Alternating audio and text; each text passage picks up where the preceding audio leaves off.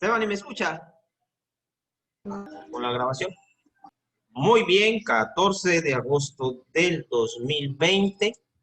Continuamos con el diplomado en convivencia y sana.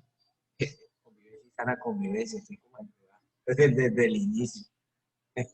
Convivencia escolar de mediados de los derechos humanos. Bueno, entonces, hoy tenemos algo muy importante y tiene que ver precisamente con la continuación sobre la ley 1620, manuales que nos afecta a lo que son los manuales de convivencia, y nos dicen otras las instituciones qué debemos hacer para promover, para fomentar y para evitar y luego para actuar frente a todos los actos de y dificultades de la convivencia o la sana convivencia escolar. Muy bien, entonces voy a compartirle pantalla para que veamos, vamos a ver qué. Vamos a ver primero entonces. Tenemos aquí.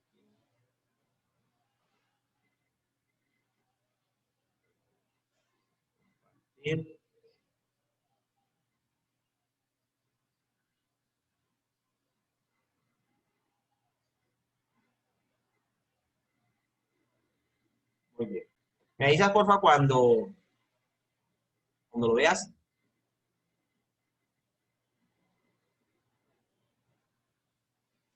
Voy a marcarle a Beatriz a ver si Listo.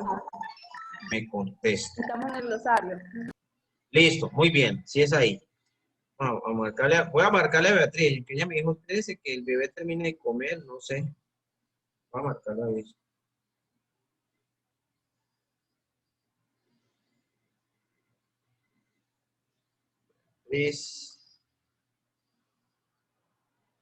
Okay. Muy bien, entonces, en glosario, voy a ponerlo aquí para que usted lo identifique. Este documento yo se los envié hoy, ¿vale? Es la guía número 49, es extensa, son 298 páginas. Eso quiere decir que es bastante la lectura de que hay que hacer si nosotros queremos empaparnos en todo lo que tenga que ver con la ley. Pues con su decreto reglamentario, que es el... No, esperemos que ya me llame, del 1965. De aquí se extrae una información que es la que vamos nosotros a trabajar el día de hoy y está en una parte resumida totalmente, sino que lo que yo quería hacer es mostrarle a ustedes que si nosotros nos echamos nos tomamos el tiempo de leer cada uno de los apartes que tiene esta guía, vamos a encontrar por aquí habla del el comité escolar de convivencia, cómo se crea, quiénes pertenecen, cuáles son las funciones, qué tiene, todo ahí nos dice a nosotros qué es lo que tenemos que hacer. Por aquí está lo del glosario,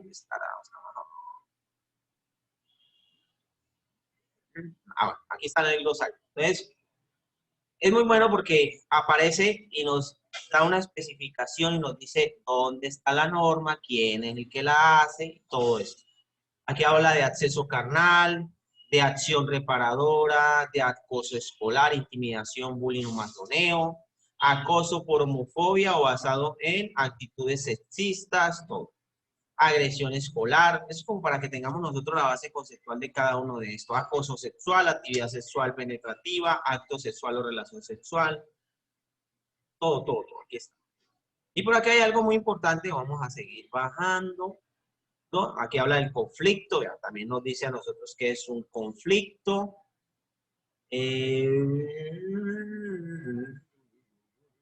Aquí nos habla a nosotros de los derechos humanos, nos habla de los derechos humanos sexuales y reproductivos. Por aquí quiero buscar lo que son las situaciones, eso es por ahí. Sexting, famoso sexting aquí. Cuando los chicos hablan muchas veces de sexting y uno se queda por fuera de la conversación. Se refiere a la producción y distribución de contenido sexual explícito y a través de internet. Acá está.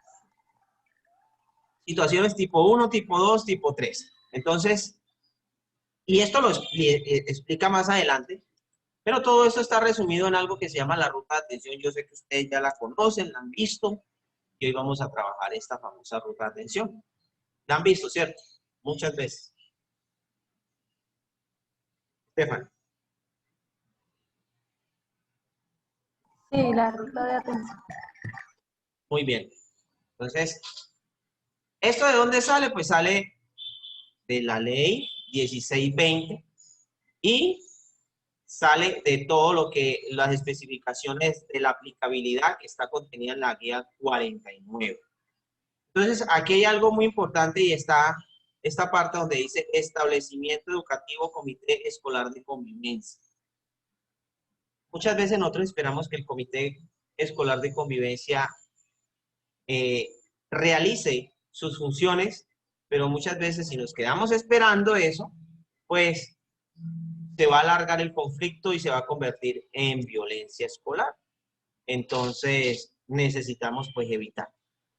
Lo primero que nos dice aquí que hay que hacer promoción, y es lo que hemos venido trabajando muchísimo, y es fomentar el mejoramiento de la convivencia y el clima escolar con el fin de generar un entorno favorable para el ejercicio real y efectivo de los derechos humanos, sexuales y reproductivos.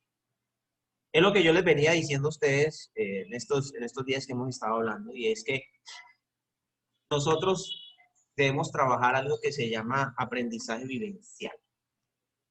El aprendizaje vivencial tiene que ver precisamente con esa palabra de vivir lo que nosotros queremos aprender. Y ya hemos hablado nosotros de cómo es que aprende el cerebro humano y que cuando nosotros queremos que los estudiantes hablen de aprendizajes significativos, quiere decir que son aprendizajes que van a transcurrir en el tiempo y siempre los chicos van a acordar de eso. Necesitamos que los chicos vivencien cada una de las facetas de cómo se desenvuelve un ser en sociedad. ¿Y por qué yo soy un ser social?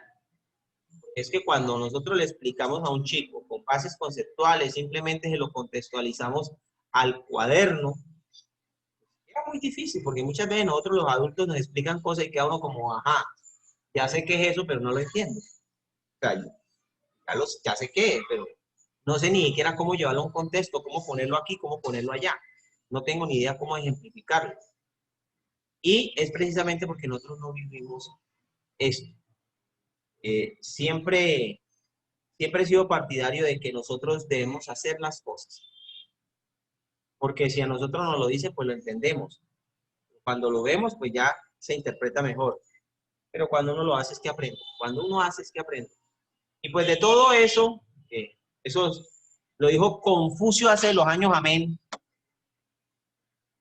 Y de ahí para acá, muchas personas han venido trabajando estas palabras. Nació en el 500 y algo antes de Cristo. Quiero saber específicamente. 551, sí, falleció. Nació en el 551, falleció en el 479 antes de Cristo. Si él, voy a colocar aquí frases, si él hace más de 500 años, eso quiere decir que son 2571 años hace que él empezó. Vamos a ver aquí qué.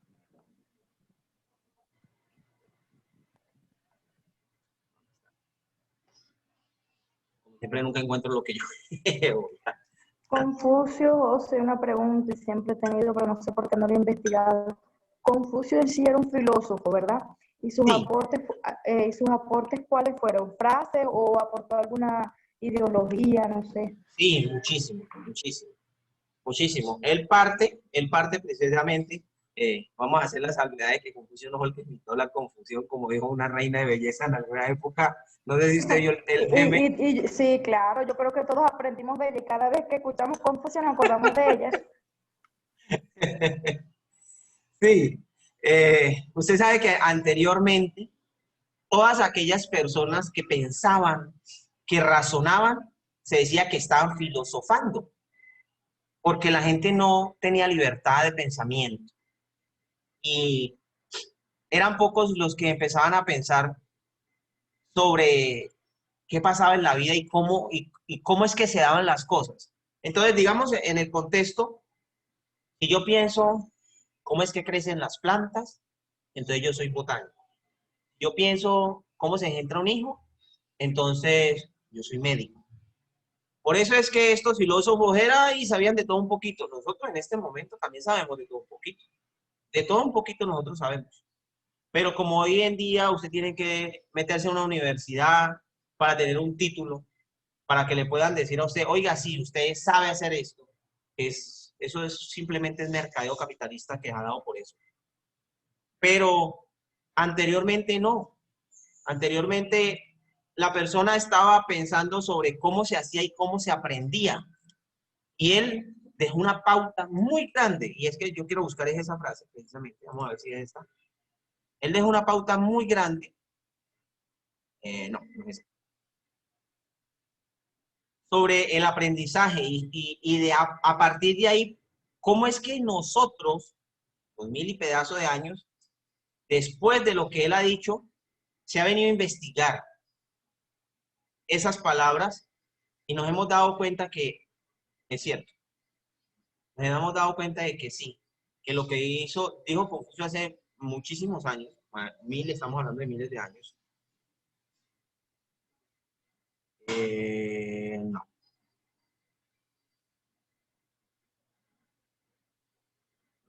Siempre ponen las frases que más venden.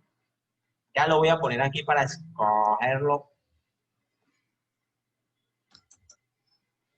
Me lo dices.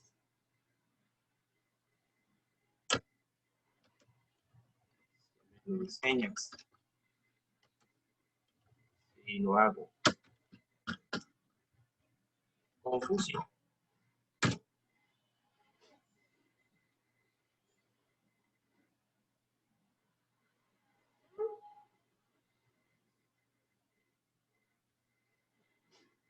Y por aquí hay algo parecido, pero no lo es. Tenía eso. ¿Dónde lo tenía yo?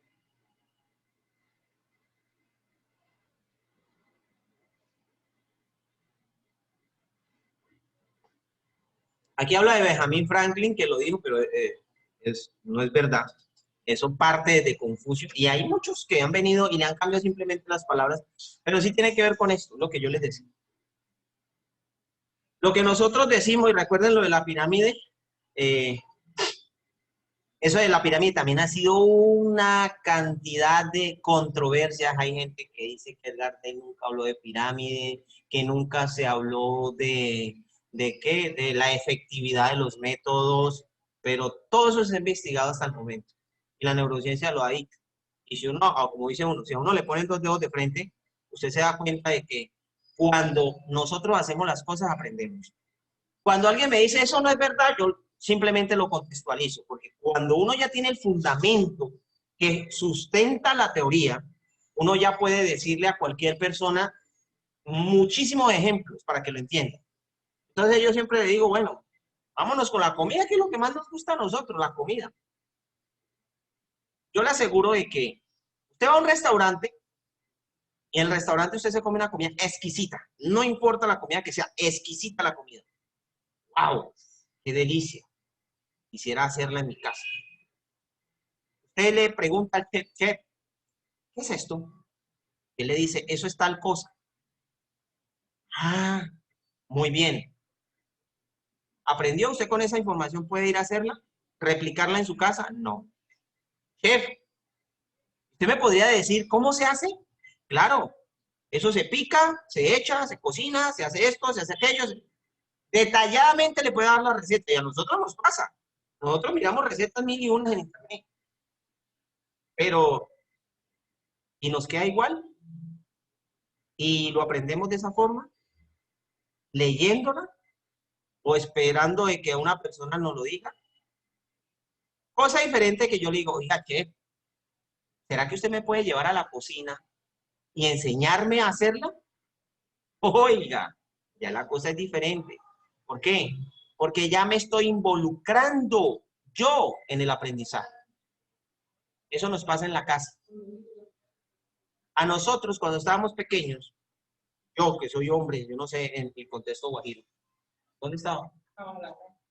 Yo que soy hombre, me enseñaron a cocinar igualito que le enseñan a cocinar a las mujeres, a barrer, a hacer todos los quehaceres del hogar, porque en mi cultura, en el interior, como dicen, el hombre y la mujer son igualitos. No hay machismo como lo hay en la costa, y eso sí, disculpe usted que lo diga, discúlpeme que lo diga, pero es verdad. En la Sí, costa, señor, terrible. en la costa, el niño no tiene por qué lavar la ropa, para eso hay mujeres, no es que él es macho. Porque él tiene que barrer, porque él tiene que lavar la loza, eso se ve feo. Para eso hay mujeres en la casa. Y uno queda como que, wow, ese va a morir de hambre cuando salga de la casa, se muere de hambre.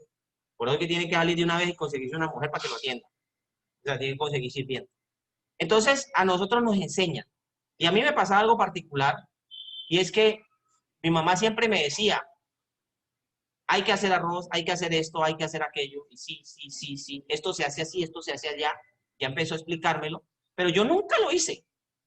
Y un día me quedé solo, salieron ellos de ahí y me quedé yo solo en la casa.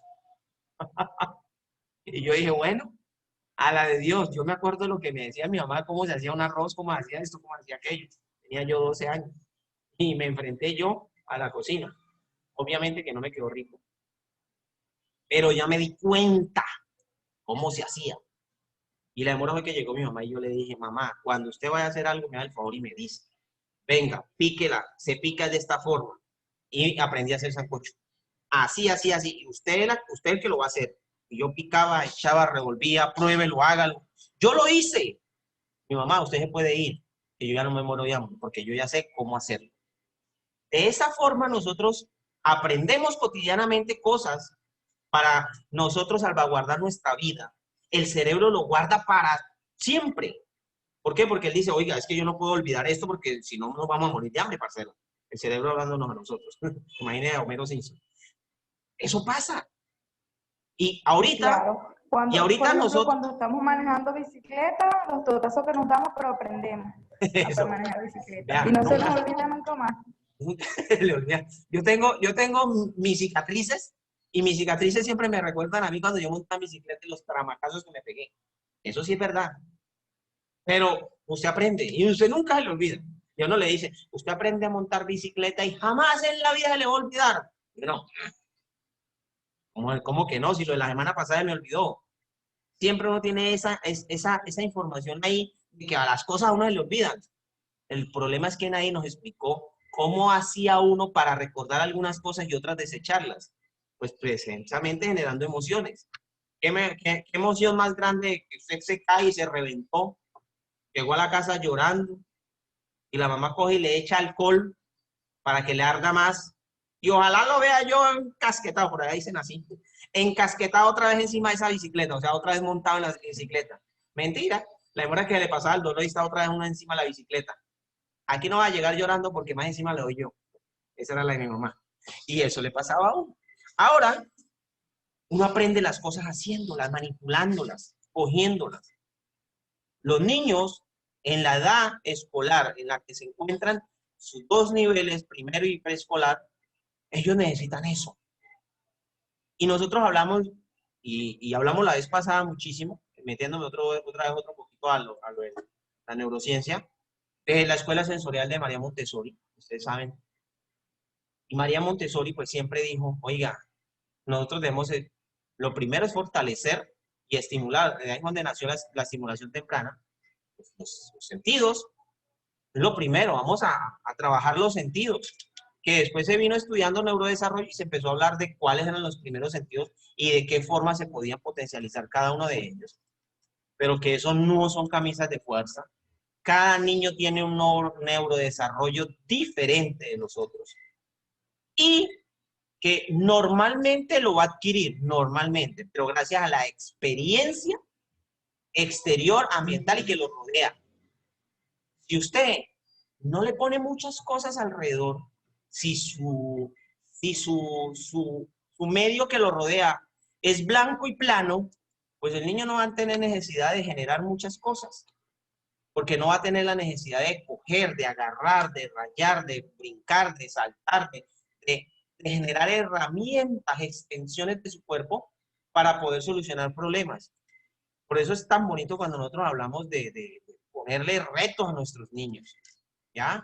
Yo tengo mi conejillo de India, ustedes saben, año y medio, Bueno, si ya tiene años 7 meses, ya está grande.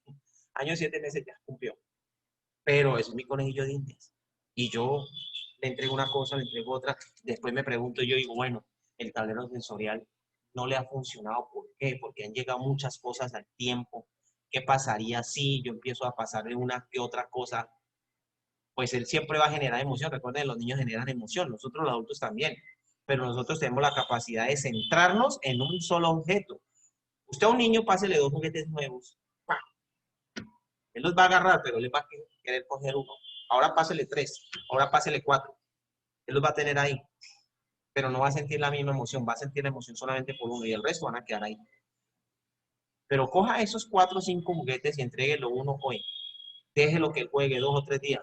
Entréguele el otro después, entréguele el otro después, entréguele el otro después. Así, le va entregando los juguetes y se va a dar cuenta. Yo lo estoy haciendo con los carritos de Hot Wheels para el niño. Algo que me impresionó, y aquí es donde yo les digo a ustedes de la epigenética. Si a un niño nunca se le ha enseñado qué es un carro, ni siquiera qué es para adelante o qué es para atrás, es decir, habían unos por aquí. Entonces, saben que el carro tiene una parte delantera y una parte trasera.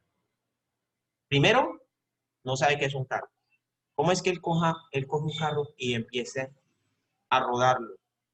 Segundo, que usted le pase el carro de cualquier forma y él ubica la parte delantera para poder llevarlo y proyectarlo. O sea, siempre sabe cuál es la parte de adelante y cuál es la parte de atrás. Nadie se lo ha enseñado.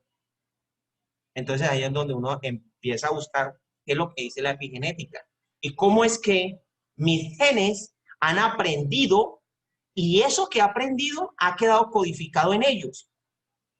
Y cuando mi mitad, mis 23 genes reproductivos, que se fueron el espermatozoide, y se juntaron con los otros 23 del óvulo, fecundaron e hicieron un nuevo ser, quedó ahí plasmado. Quizás la información puede ser mía, quizás la información puede ser de la mamá, que le está diciendo una cantidad de cosas que no son enseñadas y que lo explican. Eso es como para, eso fue un break.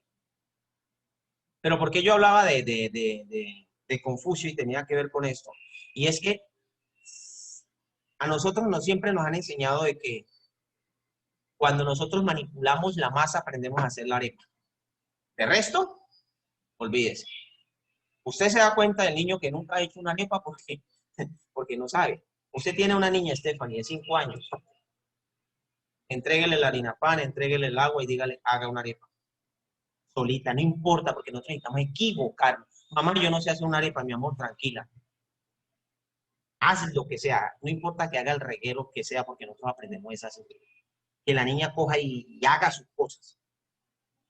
Intente hacer lo que intente hacer, es lo que ella está pensando. Luego que ella haga todo eso, es que nosotros vamos y colaboramos. No corregimos diciendo es que esto está mal, sino esto podría ser mejor y lo podemos ir haciendo.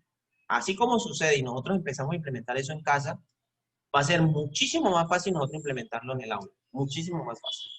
¿Por qué? Porque es que ustedes tienen la gracia de Dios de tener hijos. Tienen la gracia de Dios de tener hijos. Cuando uno tiene hijos, uno tiene la posibilidad de experimentar con ellos en la casa. Y hay gente que dice, ay, yo experimentar con mi hijo. No, ¿cómo se le ocurre? ¿Acaso usted qué le va a hacer daño? No, sino que es que nosotros no podemos comer callados, comer entero, tragar entero, como se dice popularmente. Porque si nosotros cogemos un libro o vemos, porque es otro, vemos un video en YouTube, y eso decía yo precisamente con unos padres, es que en YouTube se encuentra una cantidad de información verdadera y de ciencia ficción, por no decir que es falsa. Pero usted tiene que buscar cuál es el fundamento científico que hay detrás o que respalda eso. Y para eso están los buscadores como Scholar Google, es el Google escolar. Ahí usted encuentra los artículos científicos que dicen por qué X y por qué Y lo que pasa en los niños. Entonces, a partir de ahí, usted dice, es que fulanito de tal, por ahí en el 2010 hizo un estudio con 100 niños, a los cuales los puso a hacer esto, los otros los puso a hacer esto, y él llegó a la conclusión de que era mejor poner a los niños a que hicieran una arepa como ellos quisieran pensarla, y luego nosotros veníamos y le decíamos cómo se podía potencializar ese aprendizaje que tuvo el niño ahí en ese momento y cómo lo aplicó. Magnífico, genial esa parte. Vamos a regresar un momentico aquí, a la ruta. Resulta de que todo lo que es vivencial, ya, por eso es que nos vimos allá, todo lo que es vivencial, lo que nosotros vivimos, pues nos queda para siempre, nos queda para la vida. Y dígame si un niño vive en un sitio de armonía, en un sitio maravilloso, en un casi paraíso dentro de su aula. Primero va a querer estar todos los días ahí, va a estar súper motivado por querer ir a la escuela. Y segundo, va a transmitir lo que aprende ahí en las demás partes. Si ustedes no me creen, yo se los digo así de sencillo. Usted vive en San Juan. San Juan tiene sus más y sus menos. Y de pronto uno de sus menos es la cultura ciudadana, el machismo. X o Y. Usted se muda para otra ciudad, cualquiera, no le vamos a poner nombre. Para cualquier ciudad, puede ser en Colombia, puede ser en el exterior. Y usted llega allá y usted se da cuenta que la cultura es totalmente distinta, que es lo que usted siempre quiso. Y usted empieza a comportarse como se comporta la sociedad. Quiere decir que si yo llego a un aula y yo veo que el aula se comporta excelentemente, así yo sea el agresor en otro colegio, cuando yo llegue a este aula, o cambio, porque es un grupo contra mí, ¿ya? Me toca que sumarme al montón, así es sencillo, me toca que sumarme al montón, porque la montaña nunca va a ir a Mahoma, así es sencillo. ¿Qué pasa? Usted llega a la otra ciudad y usted empieza a cambiar, usted cambia todo eso, y usted influencia directa o indirectamente a todo su núcleo social, o sea, a su familia directamente. Lo que usted ve, usted empieza a aplicarlo en, en los miembros de su familia.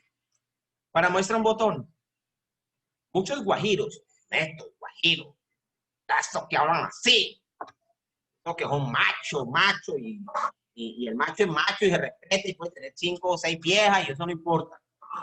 Como dice la canción de Diomedes. Yo sé bien que te he sido infiel, pero en el hombre casi no se nota. Es muy triste que lo haga una mujer.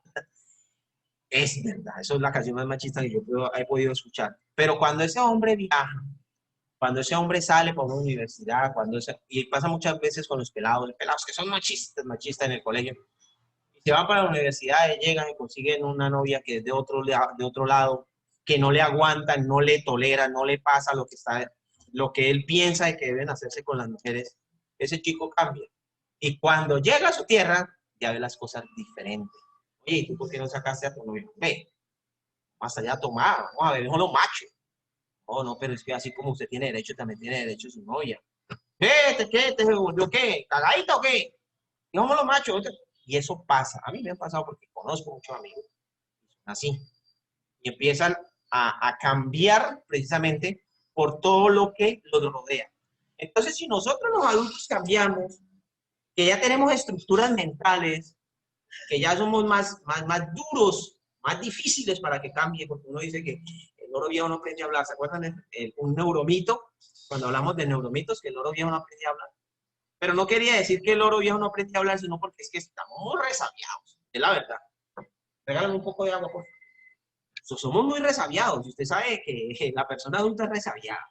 Como quiera y vaya, no sé si ustedes, de pronto a sus papás, su tío, su abuelo, y usted dice, uy, no, pues que ese señor es cerrado y atrancado por dentro.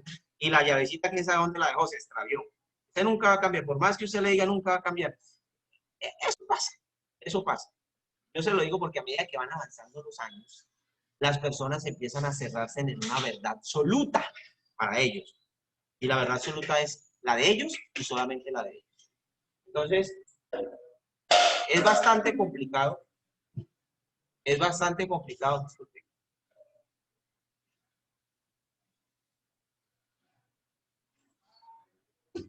Ay, gracias.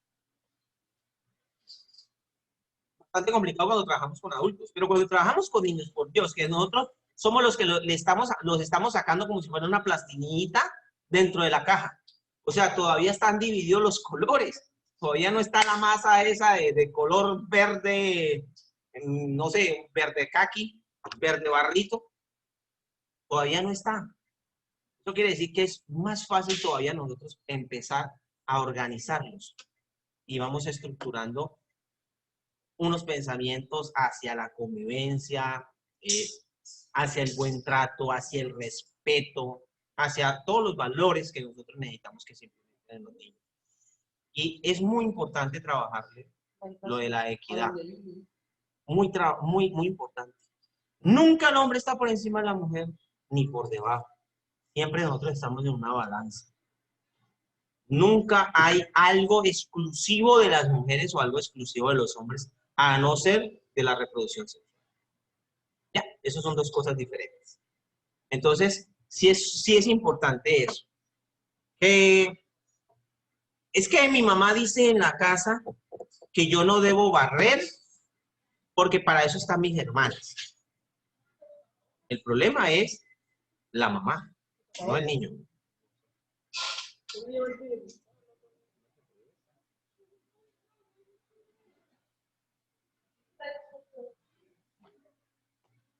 Entonces, no sé si a ustedes ha pasado de pronto en la casa, en sus colegios, que encuentran niños que son así.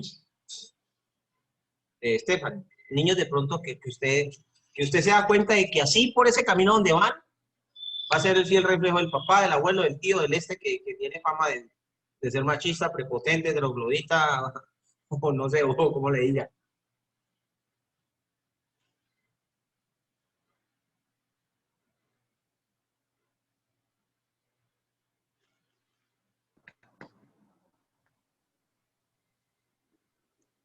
¿Decía algo, Stephanie?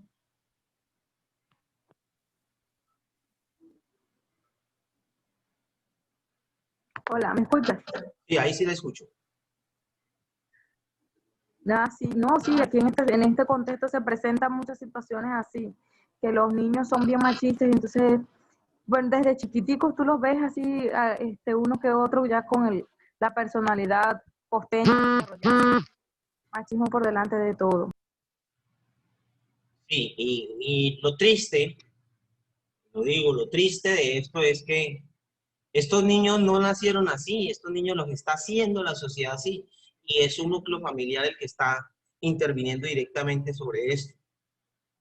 Por eso es muy importante, lo decía yo en un trabajo con padres, hacer nosotros sinergia entre las actividades y entre los propósitos de clase y de vida que se implementan en las aulas de clase con aquellos propósitos de vida que se dan en las casas, los diferentes núcleos familiares.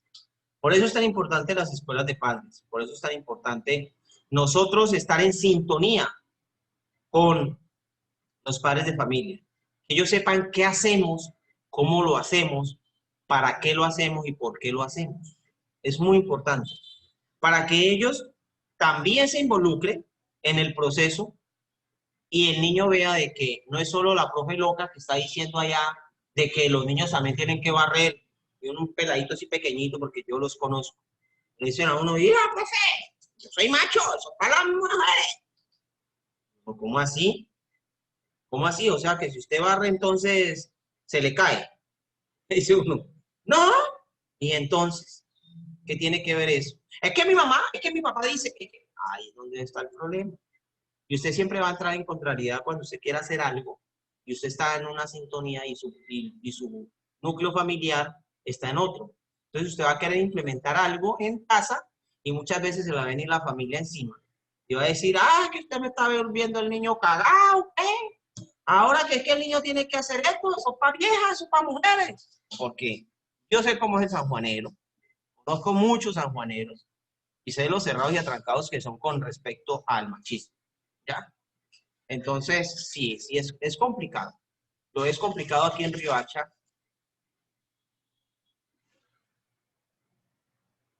donde dice uno que por ser ciudad, las personas se han civilizado un poco más por la influencia del ambiente, por la influencia de las demás personas, de los extranjeros que han llegado, de los mismos residentes que son de otras ciudades que vienen acá.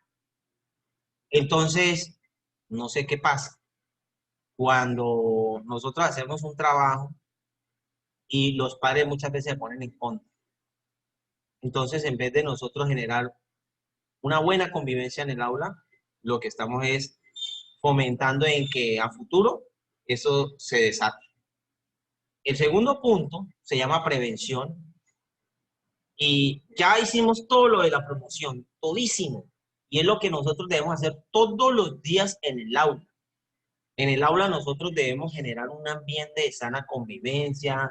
Ya hemos tenido nosotros varios tips. Yo les he enviado a ustedes una información. Hay canciones, hay rondas, hay unos videos que yo les he enviado. Todavía hay otra información que les voy a enviar hoy. Y tiene que ver precisamente con la sana convivencia y de qué manera nosotros podemos, dependiendo lo que se esté realizando o el conflicto que esté iniciando en el aula, yo pueda proyectarles un video, los niños puedan verlo y puedan reflexionar a partir de ahí. Que es que yo estaba hoy dando matemáticas y yo necesito dar matemáticas. Profe, eso es sugerencia, porque esto no es obligación. Ya, eso es sugerencia. Yo creo que es más importante que usted pare ahí y usted construya sociedad a partir de ese conflicto que se generó, a que usted entregue a la sociedad a unos niños que sepan multiplicar y dividir, pero que no aporten absolutamente nada a los miembros de su núcleo social. Entonces, son dos decisiones. Yo particularmente siempre le digo a mis profes, oiga, nunca deje pasar eso, porque si nuestro CIE dice que el 80% es cognitivo y nada más el 20% es actitudinal, eso lo dice el CIE, para estar en concordancia con los lineamientos que da el ministerio. Pero nosotros vemos que lo más importante es nosotros entregar seres de bien. Por eso es que muchos países no califican. A los niños no les califican hasta los 9 años. No tienen números. El niño va simplemente al aula a querer aprender. Nada se le impone. ¿Por qué? Porque se le genera la estrategia para que él quiera recibir la información.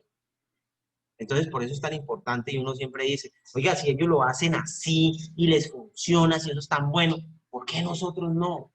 Bueno, porque nosotros tenemos primero un modelo educativo colombiano que está mandado a recoger. Y segundo, que nosotros somos producto de ese modelo educativo colombiano. Tercero, que nosotros ya aprendimos y transmitimos lo que aprendimos. Cuarto, que no queremos reaprender. Eso quiere decir que tenemos que desaprender y volver a aprender para poder transmitir lo nuevo.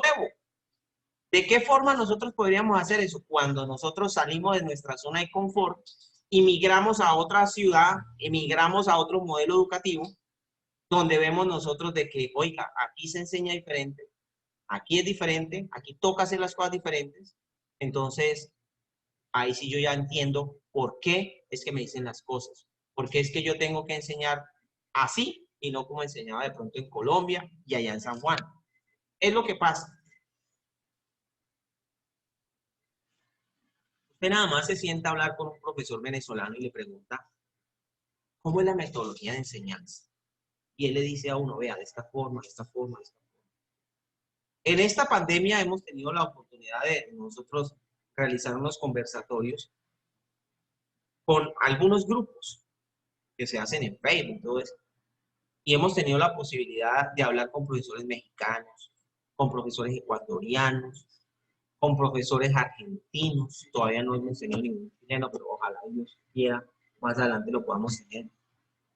De habla hispana, pues, de habla hispana de este sector. Y uno pregunta ahí, ¿cómo es la educación allá? ¿Cómo enseñan ustedes? Y no es muy diferente a la metodología que nosotros usamos, porque Latinoamérica tiene implementado lo que salió de Estados Unidos con el modelo educativo laboral y lo que salió producto de Londres, cuando la revolución industrial y todo eso, no sé si ustedes se acuerdan de la revolución industrial, y cuando fue todo eso, pues se necesitaba mucho personal, se necesitaban las personas una tras la otra, uniformaditos, y que fueran muy técnicos. O sea, que recibieran y replicaran, recibieran y replicaran, recibieran y replicaran. Y de ahí fue que formó el modelo educativo tradicional que le llama a uno, que es el modelo educativo laboral, que todavía está implementado en Colombia, que nosotros somos producto de ese modelo educativo, que los poquitos que hemos intentado cambiar, nos ha tocado difícil porque desaprender Es complicado, ya se lo he dicho. Y volver otra vez a aprender para mirar y salirnos de la zona de confort y no decir, oiga, pero es que a mí me enseñaron toda la vida así y yo enseñaba así, ahora tengo que enseñar diferente. Uy, a mí me asustico. Hay que empezar a hacer los pininos, hay que empezar a hacerlos. La prevención es muy importante cuando ya suceda algo. Por eso es que yo les digo los stop. Aquí nos dice textualmente, intervenir oportunamente en los comportamientos que podrían afectar la realización efectiva de los derechos humanos, sexuales y reproductivos en el contexto escolar. Como esto está libre a interpretación, por eso es que a la profe Beatriz le decían en su colegio privado, eso no le pare bolas a eso, eso deje que siga.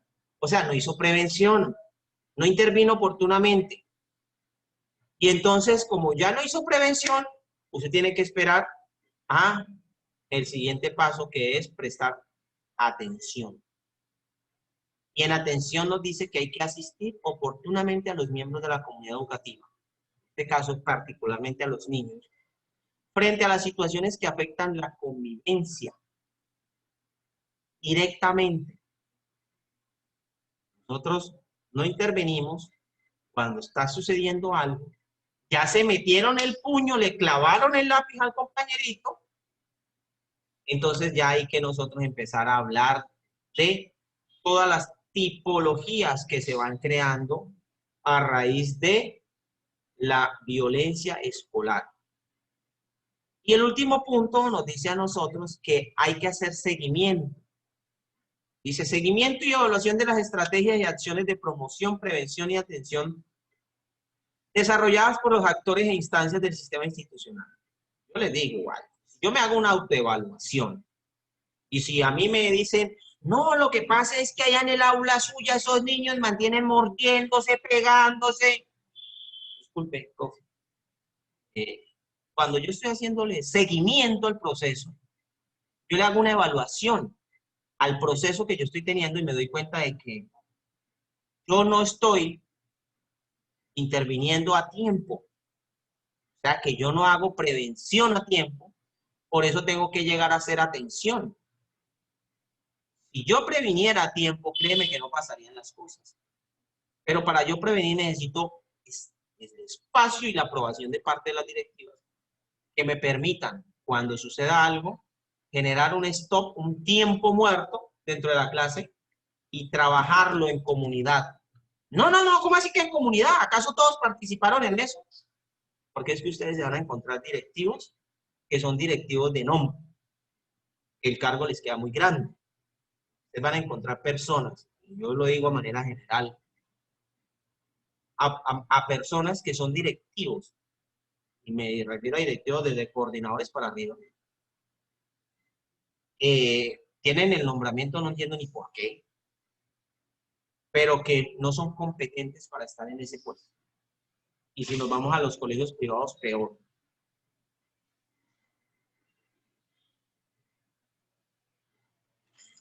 Porque en el colegio privado, el rector casi siempre es o el dueño o el accionista, y los coordinadores o son los hijos, los primos, los hermanos o otros accionistas.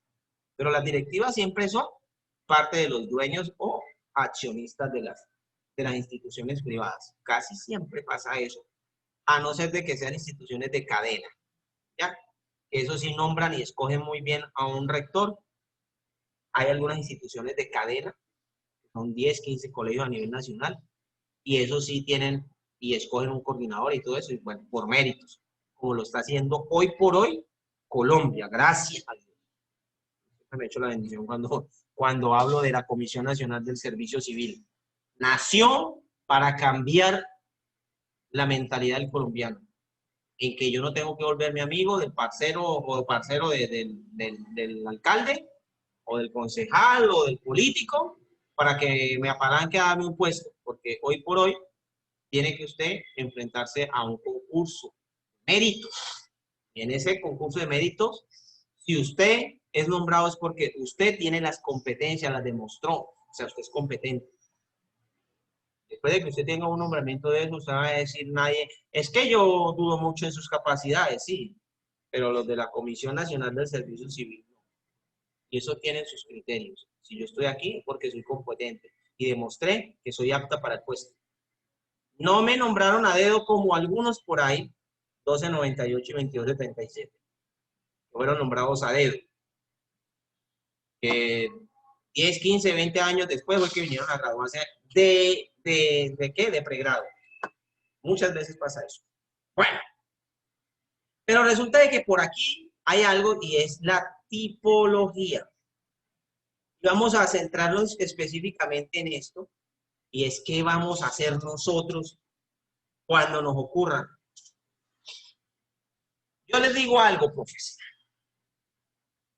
No estamos exentos de que llegue a suceder, pero tenemos que hacernos una autoevaluación exhaustiva.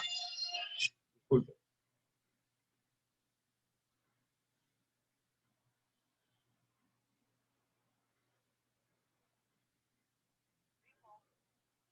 ¿Sí?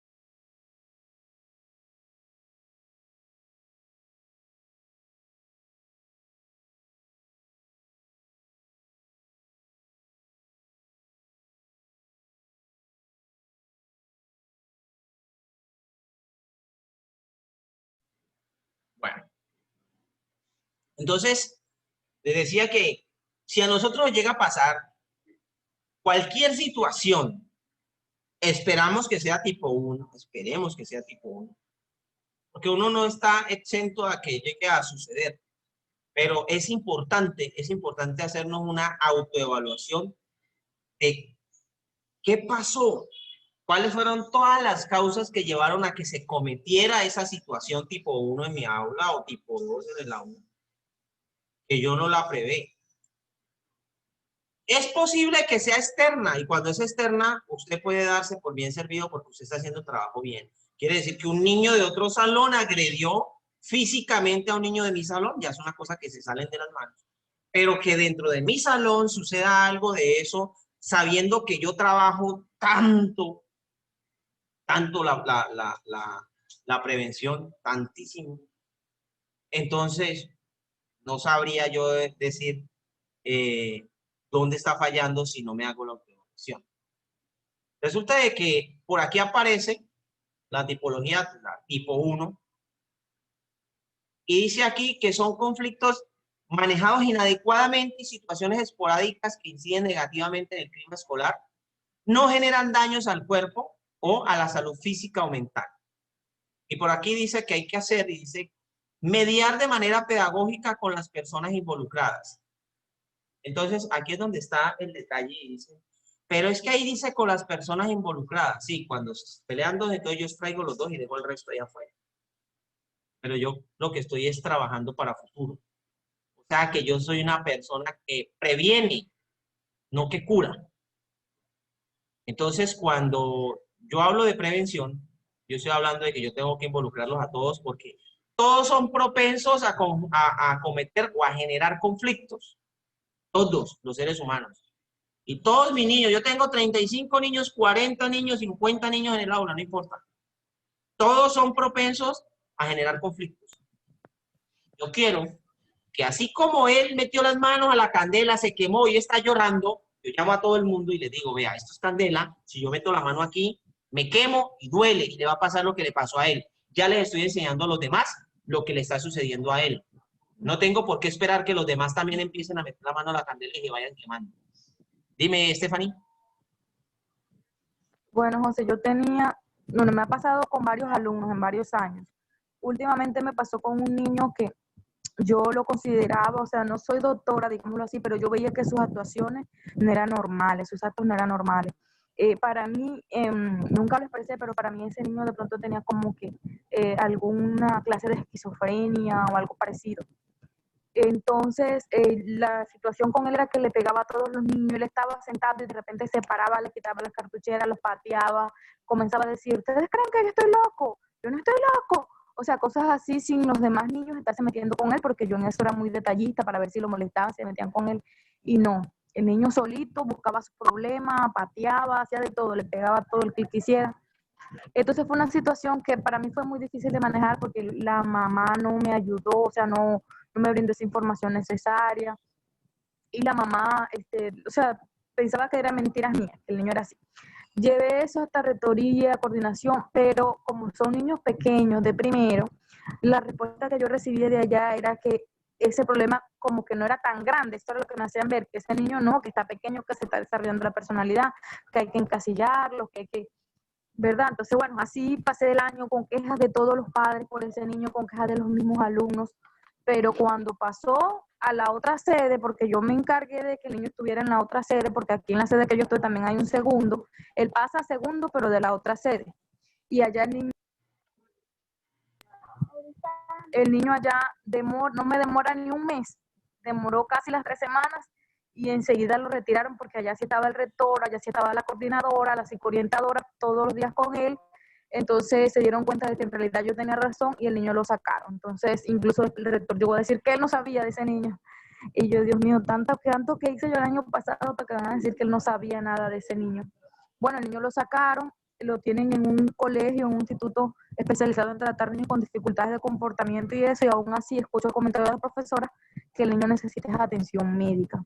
Entonces yo digo que a veces hay casos que a uno se le salen de las manos, que el tipo de convivencia, o sea, no es tanto por la convivencia. Yo pienso que son problemas más allá. Ese es mi aporte. Sí, mire, eso que usted ha dicho es muy importante y eso tiene que estar estipulado en el manual de convivencia y tiene que ver con los protocolos precisamente para la atención temprana de conflictos que se puedan presentar.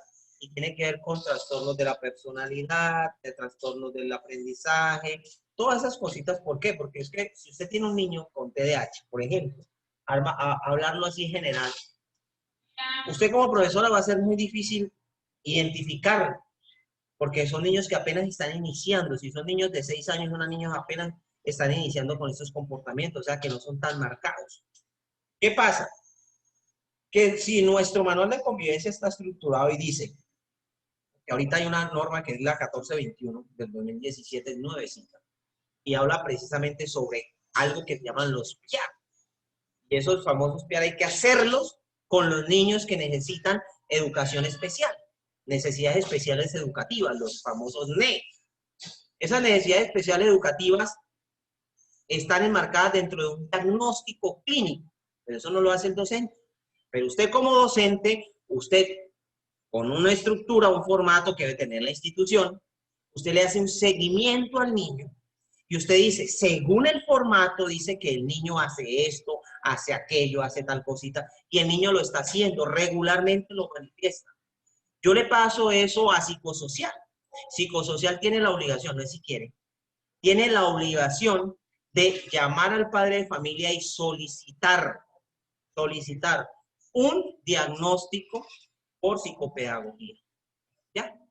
Entonces, se lo llevan por la EPS, lo ve un psicopedagogo, lo revisa, mira a ver cómo es el comportamiento.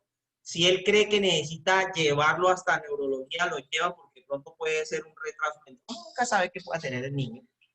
Pero tiene que venir un diagnóstico. Y ese diagnóstico debe decirme, el niño está totalmente sano, el niño solamente es. Ahí sí, normalmente. ¿Por qué?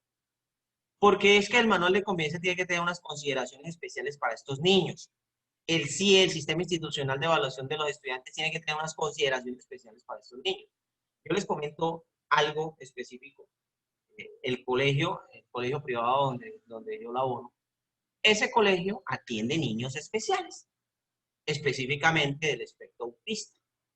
Los niños del espectro autista tienen bastantes dificultades y últimamente se han estado aceptando niños con TDAH, de que entre yo, porque yo manejo esa parte.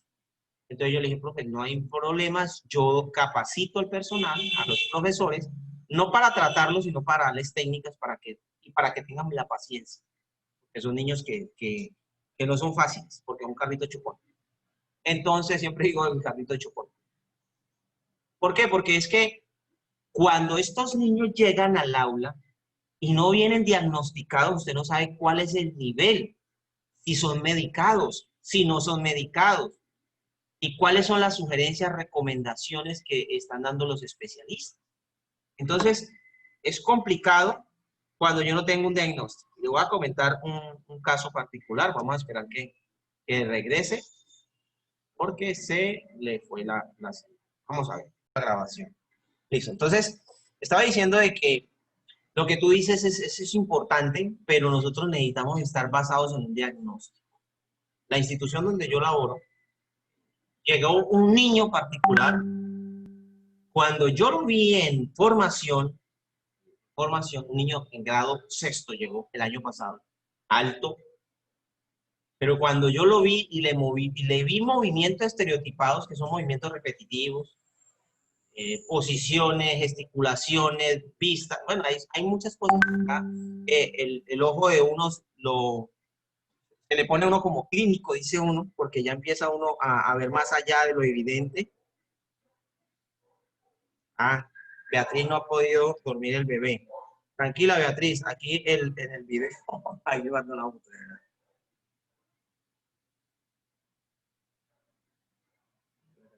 No alcanza a ver. No alcanza a dormir hoy. Sí, ya lo vi ya, Ah, con el bueno. ojo pelado. Tranquila, estoy grabando. Listo. Bueno, ya vamos a mandar la información. Entonces, este niño llegó y pues uno coge la experiencia pues de trabajar con los niños. Y usted sabe cuando tienen los movimientos y uno dice, bueno, si la mayoría de los niños están teniendo este tipo de movimientos, ¿qué le está pasando? Este también está teniendo movimientos. Entonces, los profesores tenían algo. Se contrataba en la institución una persona que era venezolana, es venezolana, y ella es licenciada en educación especial. Entonces, era ella, solamente ella, se entraba, era la que realizaba todos los acercamientos a los niños y hacía X o Y cositas. Resulta que cuando yo entro al colegio, yo cojo y llamo a todo el mundo, incluyéndola a ella, y empiezo a dar unas instrucciones, recomendaciones, y con la ayuda de ella, pues empezamos a hacer un proceso de formación para todos los docentes. Yo le dije, es que yo necesito que todos ustedes generen ojo clínico a los estudiantes, que ustedes me puedan identificar, que los identifiquen, al menos que identifiquen a los estudiantes. Quedó así. Cuando yo llego a la institución, yo veo al niño, se fueron todos para el aula, a la hora del descanso yo reuní a los profesores de bachillerato, los llamé y yo les digo, yo necesito que ustedes me den un diagnóstico del niño X de grado sexto. Y de una me voltean a ver, profe, ¿cierto? Es raro. Él tiene algo, BVA, el otro. Ese niño tiene algo diferente. No, pero ¿ustedes qué piensan? Nosotros pensamos que ese niño puede ser Asperger. Está bien. O sea, el prediagnóstico que estaban dando los profesores era muy apuntado. ¿Quién es ese niño? Yo necesito hablar con los papás. Yo necesito, entonces yo me fui para donde la rectora y yo le dije a la rectora, yo necesito que usted me llame a los papás de este niño, porque necesito atenderlos. Y si es hoy, pues magnífico, pero necesito saber quiénes son. Llamaron a la mamá y resulta que la mamá es una profesora y es conocida mía, no sabía yo. Y llegó, ay, profe, mi hijo no, se le ocurre lo que les pechichó, es lo que no sé qué, no, y el papá es militar y no mantiene la casa. Ese niño es pechichón, ese, no, nosotros lo hemos llevado a todos lados. No, no, es un diagnóstico. Tráigame usted un diagnóstico. No, tranquilo, profe, que me traigo el diagnóstico. Porque es que nosotros necesitamos saber cómo que se desenvuelve el niño en el aula. Resulta de que se pasó precisamente una comunicación a los una comunicación interna a los profesores de grado sexto, donde se les envió un formato y se les dijo que me hicieran seguimiento a ese niño. Ese niño se ponía a llorar, ese niño hacía una cantidad de cosas y los compañeritos empezaron a verlo diferente, pero los niños también están adiestrados porque ellos conviven, viven y se relacionan y estudian con niños que tienen estas condiciones y se les ha enseñado cómo es que se incluyen ellos al aula. Pero ellos decían, profe, ¿y el qué es? O sea, ellos preguntaban, los compañeritos preguntaban el qué es para ellos poderlo tratar. La profesora, la mamá decía que el niño era normal. Yo volví a insistir, le llamé a la mamá y le dije, yo necesito por favor que usted me traiga ese ¿qué? Ese diagnóstico, porque el niño como va a perder el primer periodo. No, profe, no, traten. Porque yo le dije, es que nosotros tenemos un CIE especial para los niños. El manual de convivencia es especial para los niños. La metodología de enseñanza para los niños especiales es diferente.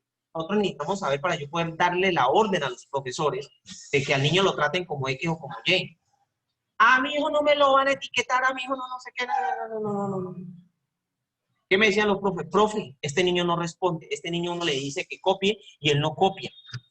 Uno le dice, vea, copie lo que está en el tablero y él dice, copia lo que está en el tablero, escribía. Por Dios.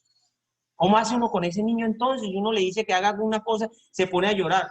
Trabájamelo igualito. Usted lo va a trabajar estandarizado.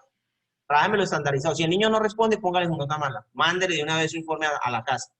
Que le vamos a ver si la mamá se va a dar cuenta. Cuando pierda el primer periodo, el niño necesita un trato especial. Pero si la mamá no me autoriza por escrito a mí de que ese niño necesita trato especial, yo no lo puedo diferenciar. No le puedo dar un trato diferencial al niño. Porque estoy incurriendo yo en un delito. ¿Ya? Estoy etiquetando al niño en contra de la aprobación de su madre. No puedo hacerlo. No, y entonces, pues es que nosotros sabemos que ese niño tiene problemas. ¿Cómo se hace? No se puede. Llegamos a un punto, primer periodo, el niño perdió, reventado como allá se ven como 22 asignaturas, reventado como en 18. ¿Y qué vamos a hacer con él? No sé. Vamos a llamar a la mamá, llegó la mamá y necesitamos. Oiga, cosa de Dios, conocí a la tía, también profesora. La tía es la que le había enseñado al niño, le enseñó tercero, cuarto y quinto. Y ella dijo, mi sobrino es autista. Seguro. Sí. Yo lo digo por la información que recibo, pero yo lo digo porque yo le di tercero, cuarto y quinto. Y el niño necesita darle un trato especial. Al niño hay que educarlo diferente. Y a mí me han dicho muchos que el niño es autista y no, que es que mi hermana es cerrada, como es su único hijo, ya es una señora de 50 y púyale de años, tuvo a su hijo ya tarde. Ese niño, mi sobrino, él necesita trato especial. Yo le digo, ¿yo qué hago si es que la mamá no me lo permite? Ella me dice que lo trate normalmente. Dijo, sí, pero es que ella no quiere reconocer que el niño tiene problemas. Y yo le digo, otro, el niño necesita gafas. Porque era un que miraba así. El niño necesita gafas, nosotros lo ponemos adelante. Es un niño muy alto, es igual a mí. Es un niño muy alto, necesita estar ahí adelante. Yo le digo, no sé qué es lo que vamos a hacer con él. La tía convenció a la mamá y lo llevaron a Valledupar. Y en Valledupar le hicieron un diagnóstico neurológico al niño. Y el niño salió con autismo, ya, un autismo leve, pero salió con autismo.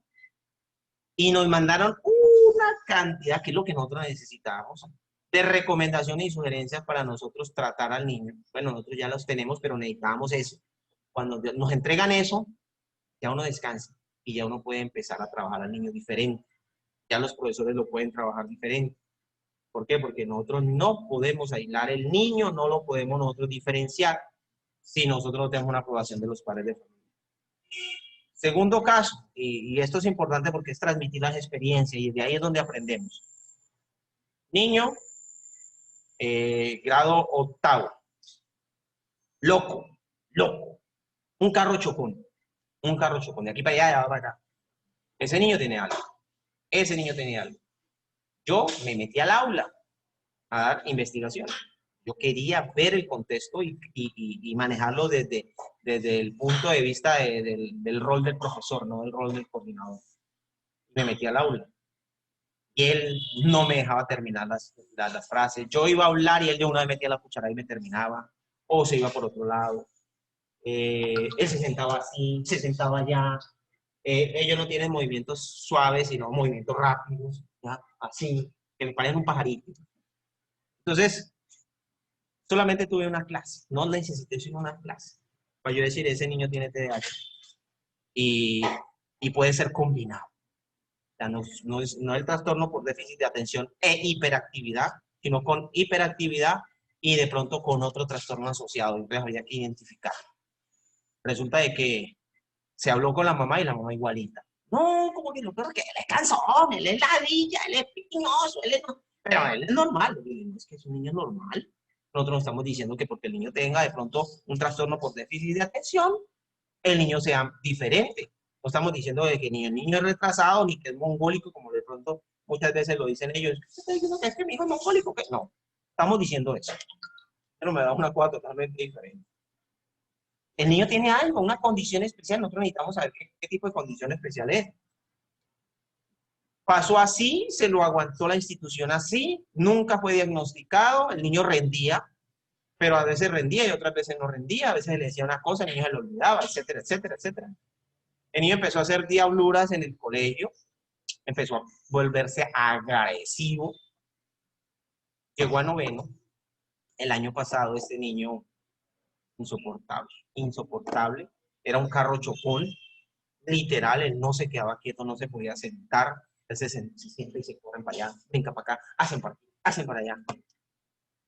Se tocó hacer una reunión extraordinaria entre los profesores y citamos a la mamá. La mamá administra un hotel, no tiene tiempo para dedicarle a su hijo, es madre soltera, no tiene papá el muchacho. Le dijimos, ay, necesitamos que lo diagnostiquen. Yo estoy casi seguro que el niño es TDAH. Y precisamente lo trajeron aquí a Riohacha. Aquí hay precisamente una neuropedagoga, que hay neuropsicóloga y en educación. Y le hizo su diagnóstico y efectivamente niño TDAH.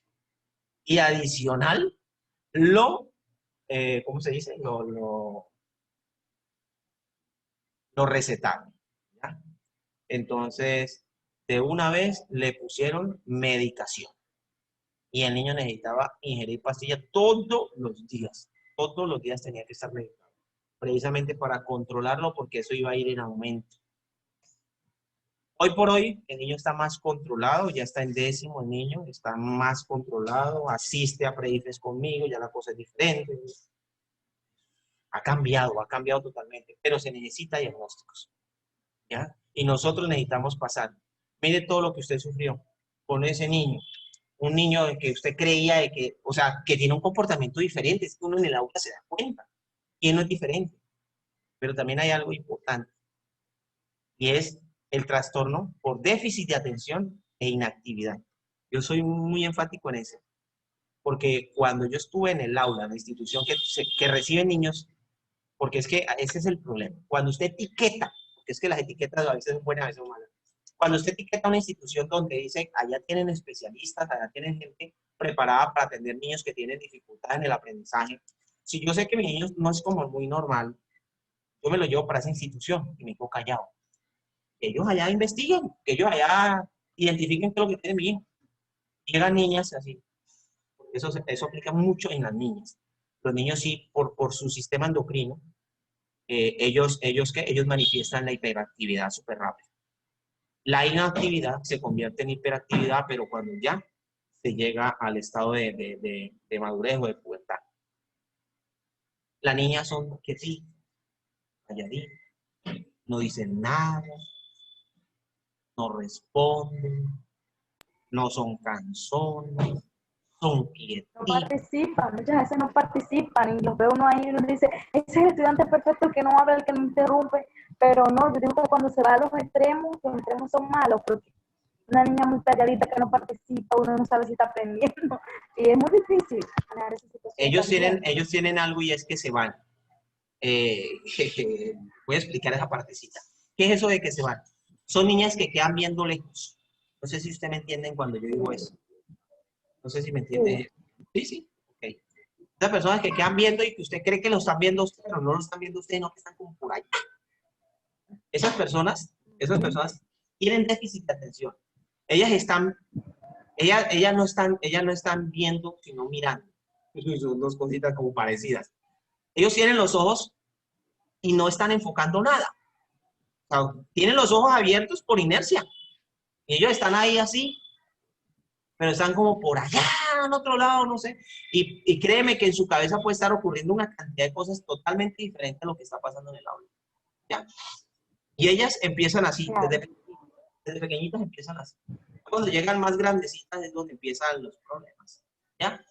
¿Por qué? Porque son niñas que no son coherentes en discurso. Esa falta de coherencia en lo que ellos dicen es complicado, pero eso cuando ya se presenta más marcada el trastorno por déficit de atención.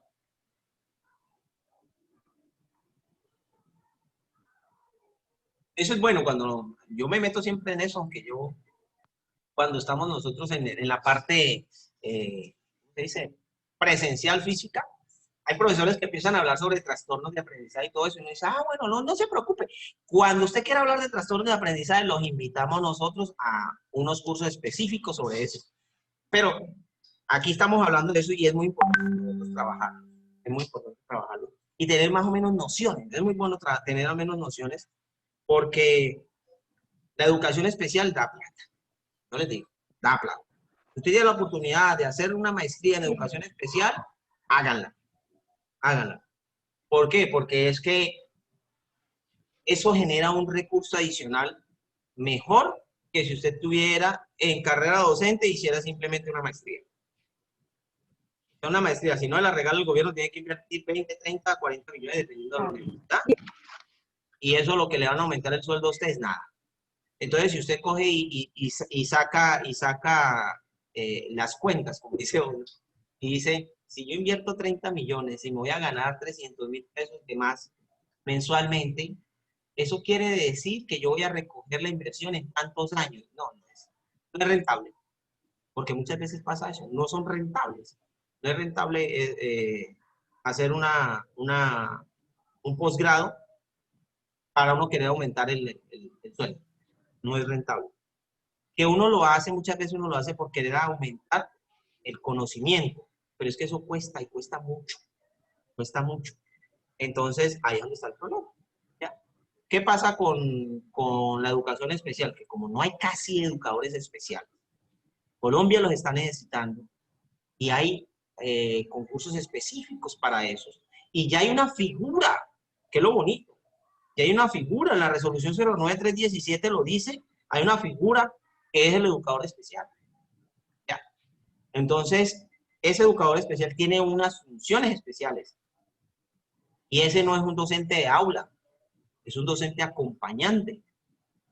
Y eso tiene un cargo no sabría, tendría que leer bien la resolución. No, tiene un cargo casi parecido al de psicosocial, ya, por ahí por ese grado más o menos del de psicosocial. Y el billetico es bueno. Adicional a eso, si usted tiene la Y sí, formación, dime, Stephanie.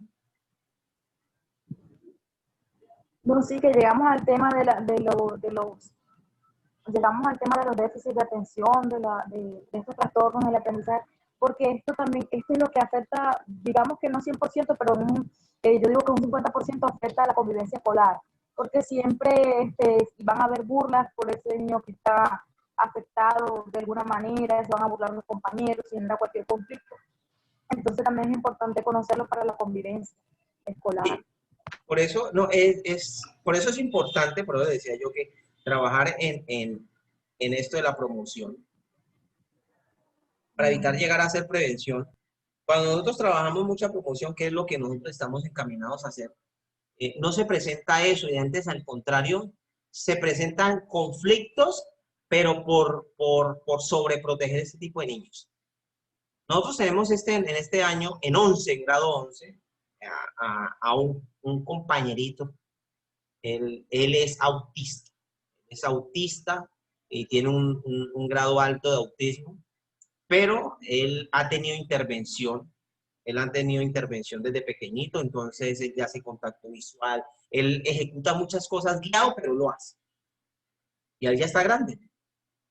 El niño en estos momentos es, ¿cómo le digo yo? Es el sobreprotegido del grado 11. O sea, nadie se mete con él, nadie, absolutamente nadie. Es intocable. Ese niño sale a descanso y todos están pendientes, las niñas y los compañeritos están pendientes, siempre de pequeñitos. Ese niño estaba ahí desde párvulo, imagínense, en el colegio.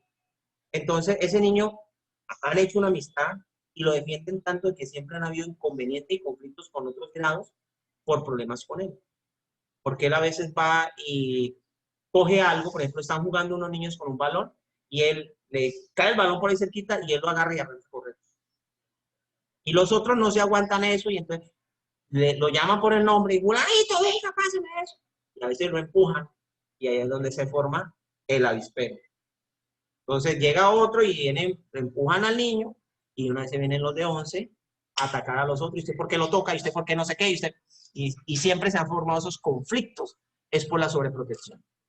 En grado tercero hay una niña también autista, pero esa niña tenía un inconveniente y es el pechiche. Agresiva, de todo. La que, no sé por qué tipo tenía ella, por algo así. Él estaba haciendo una neuroterapeuta, le estaba haciendo seguimiento a la niña, fue al colegio a decir que los niños deberían permitir que la niña dejara expresar.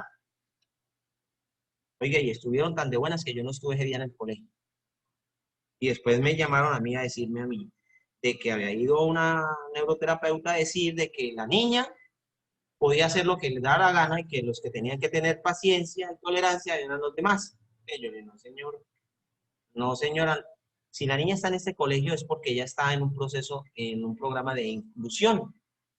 Ella se tiene que incluir a la sociedad, no la sociedad tiene que hacer un pause para poder que la niña se desarrolle como ella quiera y los demás son los que tienen que cambiar. ¿Qué es más fácil, cambiar a una persona o cambiar a 100? O cambiar a una persona, ok, o sea que la niña es la que tiene que meterse en el cuento de cambiar. Y vamos a llamar a la mamá. Y llamamos nosotros a la mamá y la mamá, ¿qué? Y todo ese año se luchó con la mamá y a final de año se reunió el comité de convivencia y le estableció unas cláusulas y se le pidió sombra. No sé si ustedes conocen lo que es eso. Claro, de hecho en estos momentos estaba pensando en la sombra y te iba a hacer una pregunta, y ya estamos conectados. Te iba a hacer una pregunta, o sea, yo he escuchado varias versiones acerca de la sombra. La primera, que la defiende, que se ven mejores resultados de los niños que necesitan de la sombra cuando están con ella. Y la otra es que hay personas que dicen que no es conveniente. De hecho, yo creo que yo hasta el momento, de no ser que tú me convenzas de lo contrario, creo que no es conveniente porque sería también como que excluirlos o como que darles un trato especial y diferente. Ah, bueno, sí, pues eso depende. Eso depende de cuáles son las funciones que tenga la sombra y quién va a ser la sombra. Resulta de que nosotros le exigimos a la mamá de que para poder nosotros matricular la niña en el próximo año, la niña tendría que venir con sombra por sus conflictos, por su comportamiento y por su convivencia escolar. Ella estaba siendo un peligro prácticamente, no sé cuál fue lo que le pusimos ahí, para los compañeros. Ella representaba un riesgo, era un riesgo latente para los compañeros, porque era una niña agresiva, era una niña que mordía, ella le pegaba a los profesores, mordía a los profesores, a todos. Ya. Yo llegaba al aula y esa niña me adoraba, me adora todavía. Y yo, como yo llego al aula, cuando yo llego, yo me meto todos los días al aula, bueno, yo no voy todos los días al colegio, pero cuando yo llego y yo grito, yo brinco, yo, buenos días, yo todo el mundo, buenos días, ¿cómo amanecieron? Y todo muy bien. Y eso es zaperoco cuando llego yo al aula a saludar y pero con energía. Y saltemos y quitémonos la pereza y todo el mundo es así. Entonces, cuando escuchan la algarabía, dicen, el profe va a estar saludando por ahí viene, y todo el mundo esperando. Entonces, siempre llego y se va pagando a 11. Siempre pasa eso. Y siempre le digo yo no sé qué les pasa a ustedes, si es que ustedes ya están perdiendo la esperanza de vida, ustedes ya están perdiendo el ser de niños, ustedes la alegría, ustedes están volviendo cuadriculados para unos niños amargados. ¿Por qué? Porque yo llego y buenos días, pero con fuerza. Y, por ejemplo, los niños de quinto, buenos días, pero durísimo. Yo digo, yo necesito que retumbe todo esto acá, que vibren las paredes, que cuando yo el buenos días, todo aquí vibre, pero bastante, bastante. Entonces, es muy importante. Ya casi termino, ya le abren. ¡Y yo! Entonces, es muy importante la euforia de llegarlos y hablarlos así. Y esta niña, pues, se enseñó a eso. Yo llegaba y a mí me quería, pero a los demás, a los profes, les pegaba, a la profesora la tenía aruñada, la tenía mordida, la profesora cada ratico ponía quejas, la profesora de la niña, y desde el preescolar fue así. Entonces, cuando esa niña llegó para segundo, de primero para segundo, se decidió de que la niña necesitaba sombra. Pero se le dieron unas especificaciones precisamente a la sombra, y ¿quién era la sombra? Es una persona que no interviene absolutamente en nada. O sea, debe estar ahí para salvaguardar a los demás compañeros que transcurren alrededor de la niña. O sea, es una persona que, como la sombra, no dice absolutamente nada. Ya está ahí al lado. Y es una persona que aprendió también su oficio, que ahora está cotizada. Ahora está cotizada la sombra que tiene la niña. ¿Por qué? Porque ella va todos los días, llega con la niña, ingresa y se sienta al lado. Está pendiente. Que la niña necesita sacar el cuaderno de matemáticas.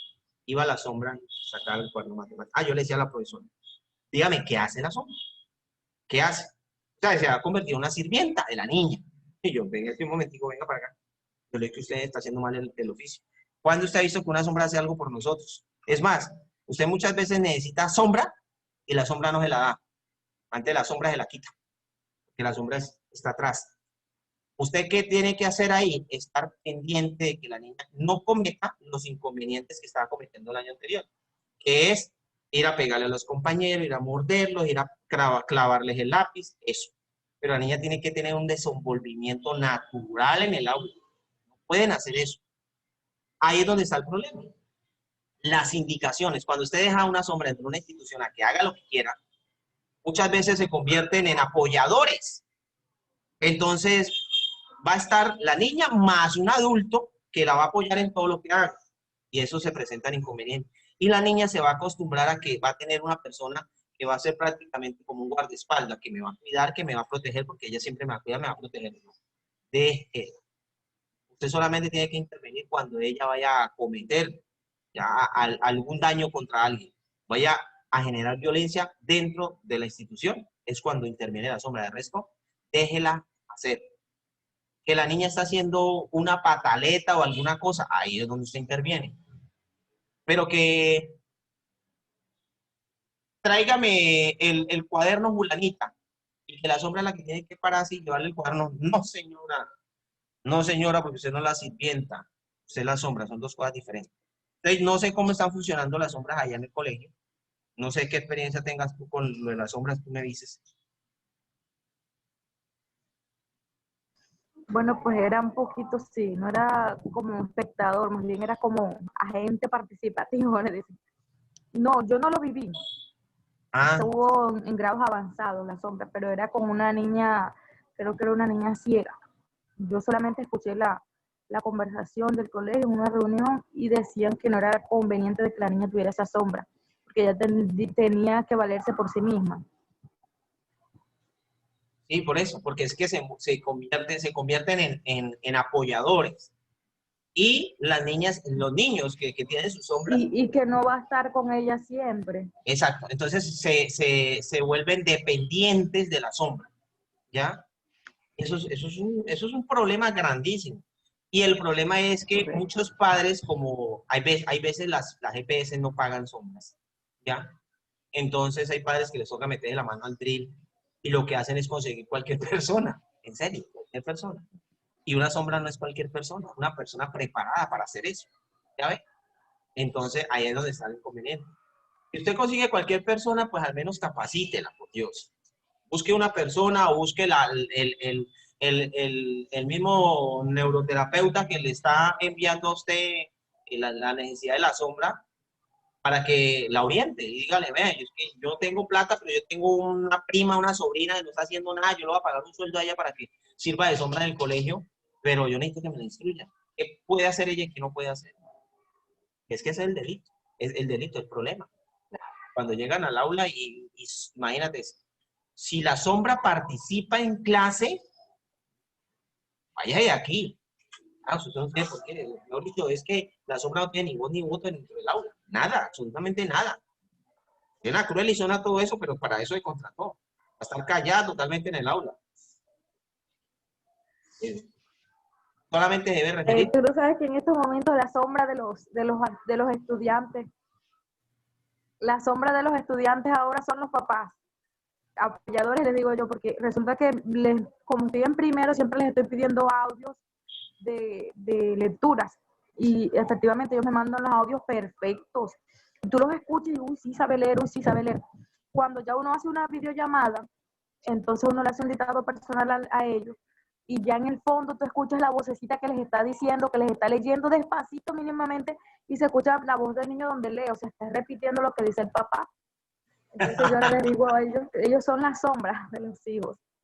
Y están haciendo las Están cosas haciendo, malas. Están haciendo las cosas malas porque sí, no está teniendo aprendizaje. Es un problema grande, no está claro. teniendo aprendizaje. Entonces, es un inconveniente grande. Bueno, continuemos acá con lo de las tipologías, de los tipo 2. Y bueno, aquí ya viene todo lo que estamos hablando nosotros del bullying y el ciberbullying. Y todo lo que tiene que ver con violencia escolar. Esto de, nosotros no podemos permitirlo en el aula. Ustedes saben de que si estamos hablando nosotros de promoción, eh, en un aula normal, con profesores capacitados que han desarrollado competencias sobre la convivencia escolar, eso no puede pasar. Eso no va a pasar. ¿Por qué? Porque es que ustedes ya están entrenadas en reconocer cuáles son los cambios de personalidad que están teniendo tanto las víctimas como los victimarios, cómo se está desenvolviendo el grupo frente a algo, una situación que de pronto usted no la alcanza a divisar y no está sucediendo dentro del aula, sino fuera de ella. Todo eso nos lleva a nosotros a evitar siempre que llegue a pasar ya un acoso escolar en el aula, porque son sistemáticos y son repetidos. Cuando son esporádicos son tipo 1, pero tipo 2, que nos llega a pasar en el aula, pero les digo yo, tenemos que siempre tener presente que a nosotros nos pueden pasar cosas que pueden ser tipo 1, pero tipo 2 ya la cosa es diferente. Que nos pase tipo 2 la cosa es diferente. Y ya lo tipo 3 es cuando yo les decía a ustedes que por aquí hay un protocolo y tiene que ver con todo los inconvenientes que puedan pasar con los niños cuando ya hay agresión física, cuando hay agresión psicológica, cuando hay agresión verbal, cuando se genera inconvenientes frente a la salud y la vida. Ya estamos hablando nosotros que hay que sí o sí hacer llamado a los padres de familia. Porque aquí hay un error que muchas veces nosotros cometemos y dejamos pasar. Pasó algo con los grandes. No, profe, pero es que no le va a decir a mi papá, no sé qué, yo le prometo. Bueno, es que sí, es que el papá es duro, eso coge y le pega, eso. Mejor no digamos nada. Y firman ustedes un acta donde dice que pasó esto, que pasó aquello, pero que ustedes no le van a pasar la información a los padres de familia. Si esto es reincidente y llega a llegar a un tipo 3, a usted sí o sí le toca reportarlo a Bienestar Familiar, Infancia y Adolescencia. Le van a pedir el seguimiento y en el seguimiento aparece que usted tuvo una reunión firmada por el Comité de Convivencia donde ustedes decidieron no pasarle la información a los padres y les viene la yayay. ¿Por qué? Porque ustedes tenían la obligación de avisar a padres de familia. Y el padre de familia llega y dijo, ¿cómo así? Que mi hijo hizo eso. ¿Y desde cuándo lo está haciendo? Ah, no, desde hace rato. ¿Y usted por qué no me han avisado? Venga. Y ahí es donde está el problema, porque una vez cogen y nos abren a nosotros código de infancia y adolescencia y empiezan a buscar cómo inculparnos a nosotros disciplinar y penalmente. Entonces, ahí es donde están los inconvenientes que se pueden presentar. Profes, entonces tenemos acá ya listo lo de la ruta. Todo eso está resumido y lo hablamos así resumidamente porque eso lo podemos nosotros aclarar en la guía 49. Esta guía 49 usted ya tiene el correo. Entonces, aquí en esta guía 49, ustedes van a poder tener específicamente cuáles son los actuales de los estudiantes, qué situaciones son las que pueden presentar dentro del aula y cómo están tipificadas. Entonces, que un niño lleve una navaja, que un niño lleve, no sé, un bisturí, eso debe estar dentro del manual de convivencia. Hay manuales de convivencia donde el bisturí y el exacto están prohibidos dentro de una institución porque es un arma contundente. Entonces, si en el manual de convivencia dice que está prohibido y usted le encuentra eso a un niño, entonces venga para acá, yo le hago la atención, firmamos de una vez porque hay que hacerle su seguimiento y el objeto debe ser decomisado. Entonces, aquí está la información, vamos a leer la información, porque para mañana, no, hoy es viernes, entonces, para el lunes tenemos tampoco, martes 18. Bueno, entonces, hasta el martes. Voy a mandarles una información para hacer una actividad este fin de semana y el martes nos vemos. Chao, chao. ¿Claro? Chao, José, chao. Feliz fin de semana. Feliz fin de semana.